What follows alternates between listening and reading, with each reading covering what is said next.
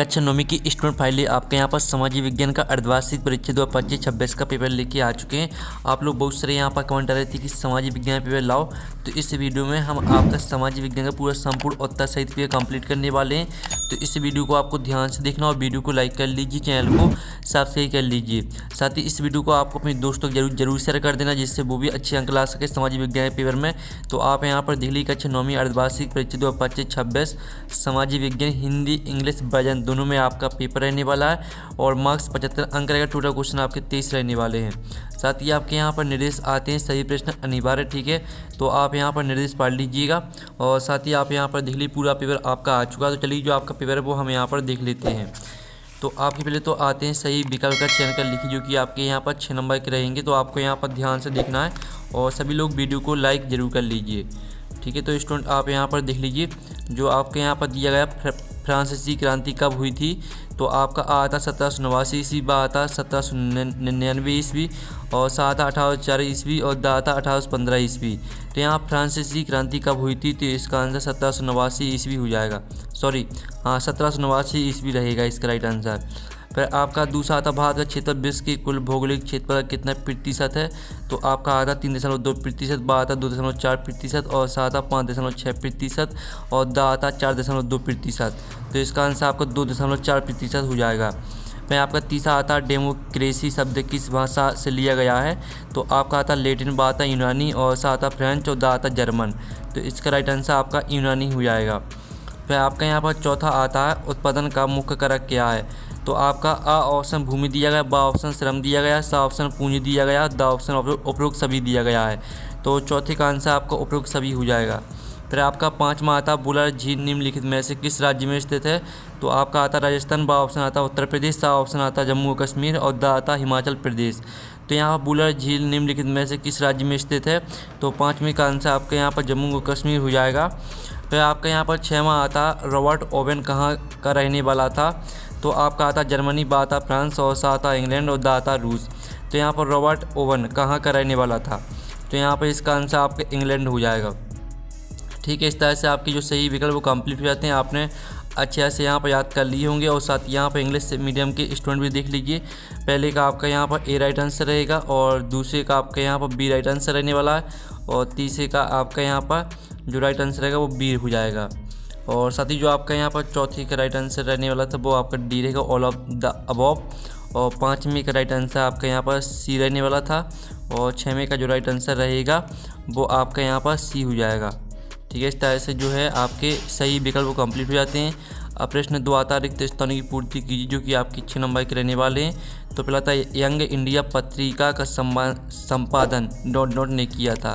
तो यहाँ पर यंग इंडिया पत्रिका का संपादन, ठीक है, इसका जो आंसर रहने वाला है वो आपको जब महात्मा गांधी ने किया था, ठीक है, महात्मा गांधी।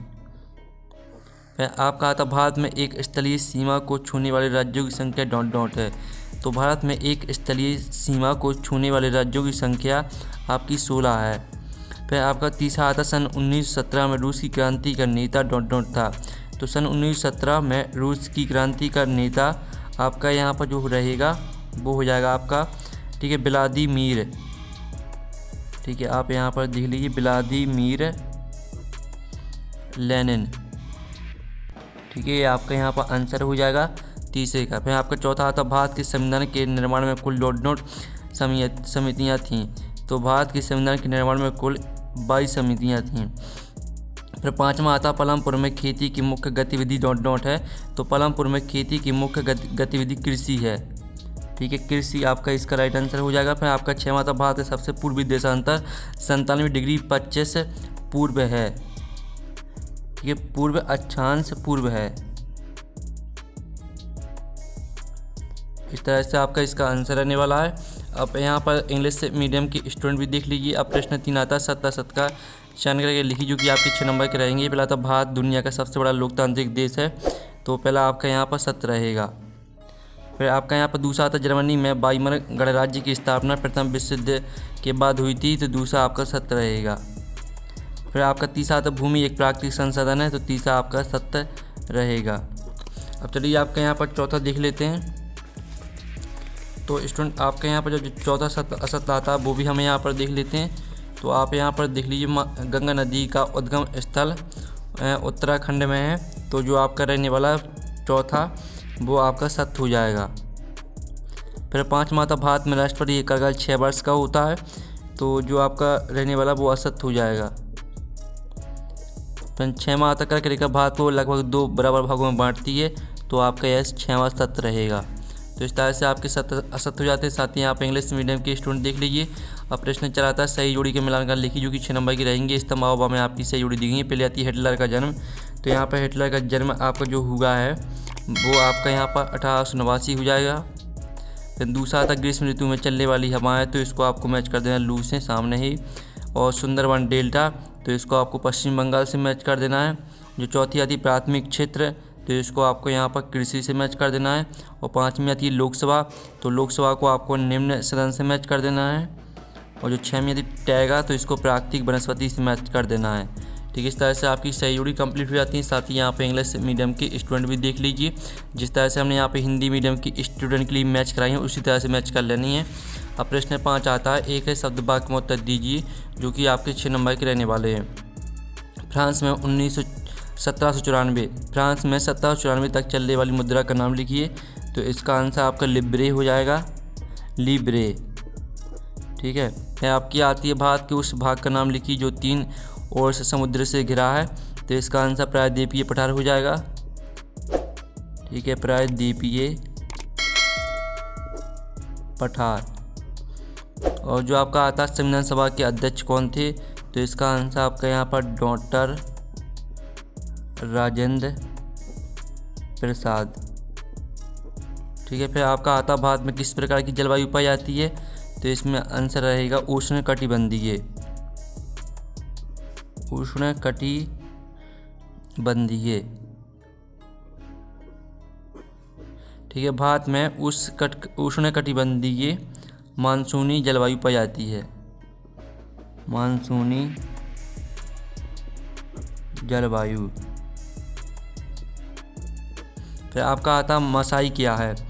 ठीक है, अफ्रीका का एक चरवाहा समुदाय है। जो आपकी मसाई है, मसाई आपका अफ्रीका का एक चरवाहा समुदाय है। ठीक है, आप यहाँ पर देख लीजिए अफ्रीका का चरवाहा समुदाय। फिर जो आपके यहाँ पर आता, ठीक है, बहुफसली प्रणाली से क्या तात्पर्य है। तो ठीक है, एक ही वर्ष में किसी भूमि पर एक से अधिक फसलें उगाना आपका बहुफसली प्रणाली कहलाता है। ठीक है, एक ही वर्ष में किसी भूमि पर एक से अधिक फसलें उगाना। ठीक है, आपका इसका उत्तर हम यहाँ पर लिख देते हैं, एक ही वर्ष में किसी भूमि पर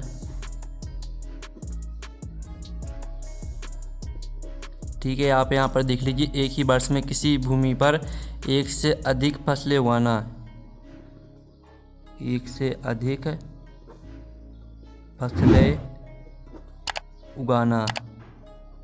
ठीक है, इस तरह से आपका इसका आंसर हो जाएगा। अब साथ ही यहाँ पर इंग्लिश मीडियम के स्टूडेंट भी यहाँ पर देख लीजिए। ठीक है, अब प्रश्न 6 आता है आपका भारत के केंद्र शासित प्रदेशों के नाम लिखिए अथवा भारत के पड़ोसी देशों के नाम लिखिए। तो स्टूडेंट आप यहाँ भारत के 8 केंद्र शासित प्रदेशों के नाम देख लीजिए, अंडमान निकोबार द्वीप समूह, चंडीगढ़, दादरा और नगर हवेली तथा दमन दीव, दिल्ली, जम्मू कश्मीर, लद्दाख, लक्षद्वीप, पांडिचेरी। ठीक है, और साथ ही भारत के पड़ोसी देशों के नाम लिखने थे। भारत के पड़ोसी देश है पाकिस्तान, चीन, नेपाल, भूटान, बांग्लादेश, म्यांमार और अफगानिस्तान, श्रीलंका और मालदीव। ठीक है, साथ ही आप यहाँ पर धीरे भारत को विश्व में किन किन नामों से जाना जाता है अथवा अपवाय तंत्र से क्या आशा है। तो पहले तो आप यहाँ पर देख लीजिए भारत को विश्व में मुख्य रूप से इन नामों से जाना जाता है, इंडिया, आर्यवर्त, हिंदुस्तान, जमविद्वीप, भारतवर्ष। और साथ ही अपवाय तंत्र से क्या आशा है, तो इसका उत्तर भी आप देख लीजिए, स्क्रीनशॉट ले लीजिए। फिर आपका था भारत की 2 प्रमुख झीलों के नाम बताइए अथवा आता फ्रांस की क्रांति ने विश्व में कौन कौन से 3 सिद्धांत दिए। तो आप यहाँ पर देख लीजिए, ये आपके यहाँ भारत की 2 प्रमुख झीलें दी गई हैं, बुलर झील, चिल्का झील। ठीक है, पूरा आपको याद कर लेना, साथ ही अथवा का उत्तर भी देख लीजिए। फिर आपके यहाँ पर आता भारत की जलवायु को प्रभावित करने वाले कारक कौन कौन से हैं। तो चलिए इसका उत्तर भी हमने यहाँ पर देख लेते हैं। आपके भारत की जलवायु को प्रभावित करने वाले कारक, ठीक है, 5 कारक दिए गए तो पाँचों को आपको यहाँ पर याद कर लेना है। फिर आपका यहाँ पर नौवीं का हम अथवा भी देख लेते हैं। तो स्टूडेंट आप यहाँ पर देख लीजिए, आपका नौवीं का अथवा आता मौसम और जलवायु में आपको 2 अंतर लिखने हैं। तो चलिए आपका मौसम और जलवायु में हम यहाँ पर 2 अंतर देख लेते हैं। तो ये आपका मौसम और जलवायु में यहाँ पर 2 अंतर दिया गया, तो इसका आप जल्दी से स्क्रीनशॉट ले लीजिए। और फिर आपका आता आतंक का राज्य किसे कहते हैं, अथवा आता 18वीं सदी में फ्रांसीसी समाज कितने वर्गों में बटा था। तो आप यहाँ पर देख लीजिए, आतंकी राज्य की परिभाषा देख लीजिए। ठीक है, आपका 10वें प्रश्न का उत्तर, साथ ही अथवा वाले का उत्तर भी देख लीजिए।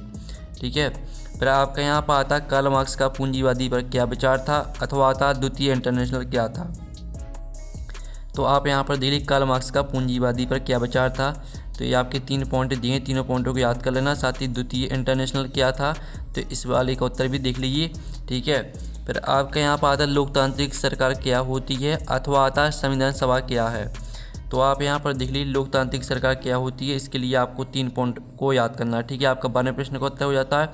और संविधान सभा क्या है, इसका उत्तर देख लीजिए अथवा वाले का। फिर आपका यहाँ पर आता पंथ निरपेक्ष क्या है। ठीक है, पंथ निरपेक्ष क्या, अथवा आता आम चुनाव क्या है। तो आप यहाँ पर देख लीजिए, आपकी पंथ निरपेक्ष में आपको 3 पॉइंट को याद करना है।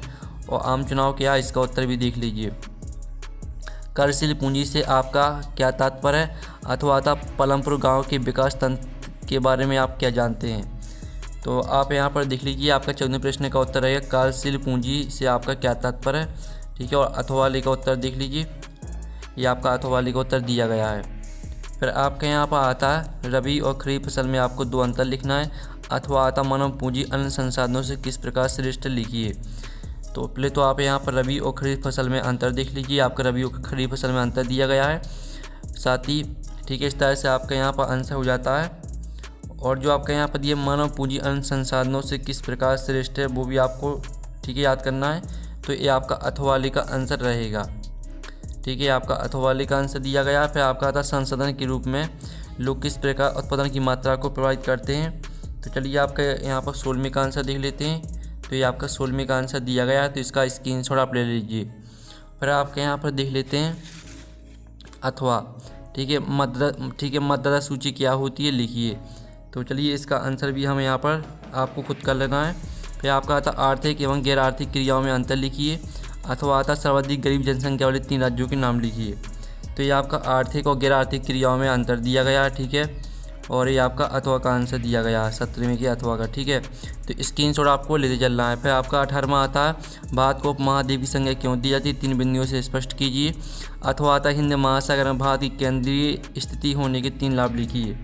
तो आप यहाँ पर देख लीजिए, आपका 18वें क्वेश्चन का आंसर रहेगा, जिसमें आपको तीनों पॉइंटों को याद करना है। सॉरी, आपको यहाँ फिर से दिखा देते हैं। ठीक है, आपका 18वें क्वेश्चन का जो आंसर रहेगा, ठीक है, ये आपका 18वें क्वेश्चन का आंसर रहेगा। और ये आपका 18वें के वनों से होने वाले प्रत्यक्ष लाभ। ठीक है, और फिर आपका यहाँ पर आता है,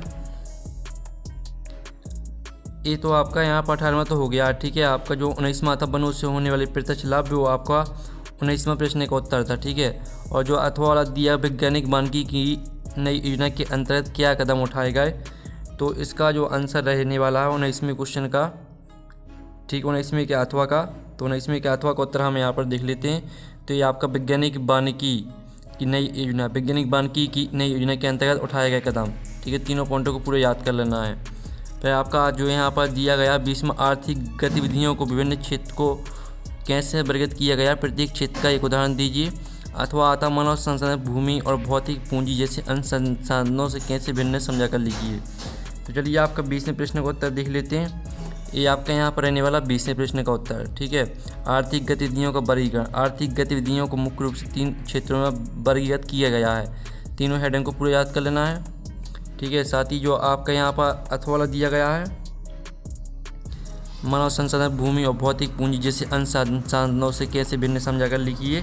तो चलिए इसका उत्तर भी हम आपको यहाँ पर दिखा देते हैं। तो जो आपका यहाँ पर रहने वाला है उत्तर, ठीक है, तो आप यहाँ पर देख लीजिए, आपका 20वें के अथवा वाले का उत्तर रहने वाला है। ये आपका 20वें के अथवा वाले का उत्तर दिया गया है। फिर आपका था लोकसभा की शक्तियों का वर्णन कीजिए, और भारत में निरंतर रेखा का आकलन कैसे किया जाता है। तो आप यहाँ पर देख लीजिए, आपकी लोकसभा की शक्तियाँ दी गई हैं। ठीक है, और भारत में निरंतर रेखा का आकलन कैसे किया जाता है, तो इसका उत्तर भी देख लीजिए। तो आप स्क्रीनशॉट यहाँ पर ले सकते हैं।